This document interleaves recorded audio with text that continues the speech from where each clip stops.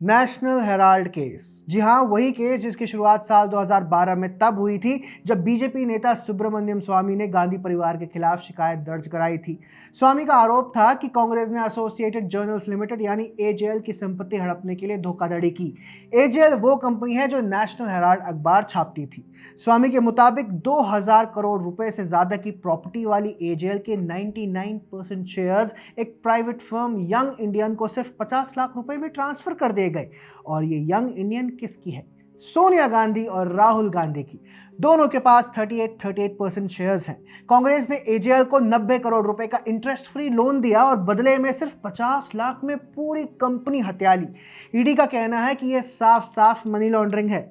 साल 2014 में मजिस्ट्रेट ने आरोपियों को समन जारी किया था। फिर ईडी ने 2015 में अपनी जांच शुरू की और इस साल अप्रैल में प्रोसिक्यूशन कंप्लेंट यानी चार्जशीट दाखिल कर दी थी। सवाल यह है कि ये कैसे अभी सुर्खियों में है? तो दोस्तों, नेशनल हेराल्ड केस में एक बड़ा ट्विस्ट आ गया है। वो इसीलिए कि दिल्ली की स्पेशल कोर्ट ने ईडी की शिकायत को ही खारिज कर दिया। सोनिया गांधी और राहुल गांधी के खिलाफ 2000 करोड़ रुपए की मनी लॉन्ड्रिंग का केस था, लेकिन कोर्ट ने कहा भाई कॉग्नाइजेंस नहीं ले सकते। अब सवाल ये उठता है कि आखिर कोर्ट ने मना क्यों किया और क्या सच है कि सोनिया और राहुल बच गए? चलिए पूरी कहानी समझते हैं थोड़ा तीखे अंदाज में।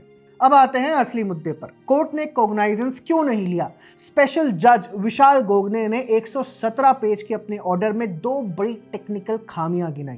पहली बात, PMLA यानी prevention of money laundering act के तहत जांच शुरू करने के लिए पहले कोई प्रेडिकेट ऑफेंस होना जरूरी है, यानी कोई मूल अपराध जिसके आधार पर मनी लॉन्ड्रिंग की जांच हो और उस मूल अपराध के लिए FIR होनी चाहिए। लेकिन यहां ईडी ने FIR नहीं की।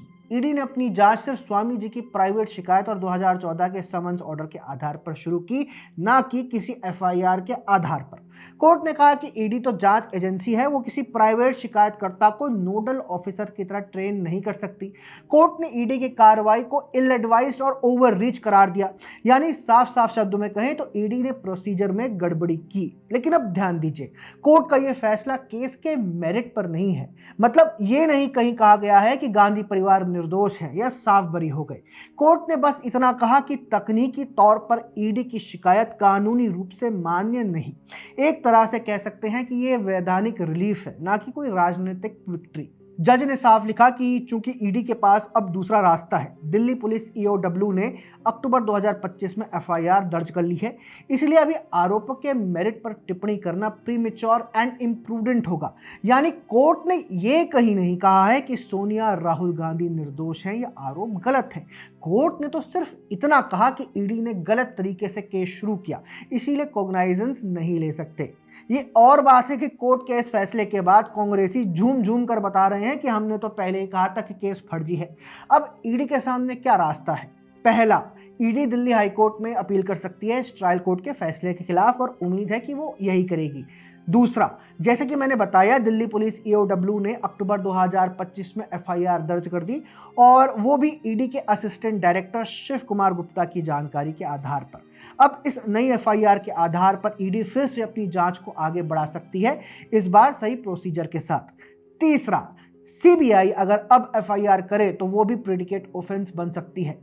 तो दोस्तों, ये केस खत्म नहीं हुआ है, बस थोड़ा रीसेट हो गया है। और हाँ, एक बात और, अगर केस में कोई दम ही नहीं होता तो सोनिया और राहुल गांधी को बार बार कोर्ट में पेश होने की जरूरत क्यों पड़ती? जमानत की बात क्यों ही उठती? ईडी ने पंचकुला में 3360 स्क्वायर मीटर की प्रॉपर्टी अटैच भी की थी। तो टेक्निकल खामियां जरूर है, लेकिन आरोपों की गंभीरता इससे कम नहीं हो जाती। अब देखना तो यह है कि ईडी अपनी गलती सुधार कर कैसे वापसी करती है। तो दोस्तों, नेशनल हेराल्ड केस की ये कहानी अभी बाकी है, क्योंकि जैसा कहते हैं कि पिक्चर तो अभी बाकी है मेरे दोस्त।